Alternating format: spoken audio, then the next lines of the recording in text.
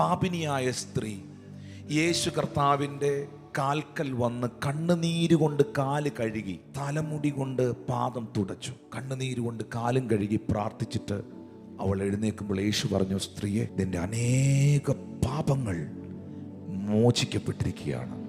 എൻ്റെ ചോദ്യം, നിങ്ങൾ എൻ്റെ ചോദ്യത്തിന് ഉത്തരം തരണം. ഒരു വാക്ക് ഈ മകള് പ്രാർത്ഥിച്ചോ? യേശുവേ, ഞാനൊരു പാപിയാ, എൻ്റെ പാപം ക്ഷമിക്കണം എന്ന് പറഞ്ഞോ? അല്ലെങ്കിൽ കർത്താവേ, ഞാൻ ഇന്ന തെറ്റുകളെല്ലാം ചെയ്തിട്ടുണ്ട്, എൻ്റെ കുഴപ്പങ്ങളെല്ലാം നീ ക്ഷമിക്കുമാറാകണമെന്ന് അപേക്ഷിച്ചോ? ഇല്ല. ഒരു വാക്ക് പോലും അവൾ യേശുവിനോട് പറഞ്ഞില്ല.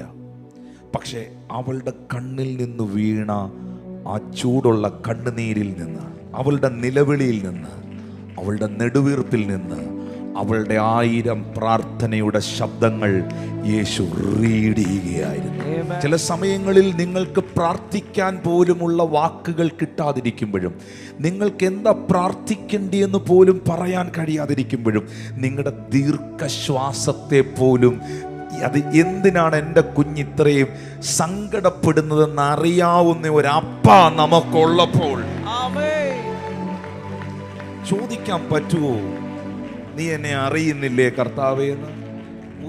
ഒരു കാരണവശാലും ആ ചോദ്യത്തിന് പ്രസക്തിയില്ല മക്കളെ, ആ ചോദ്യത്തിന് പ്രസക്തിയില്ല.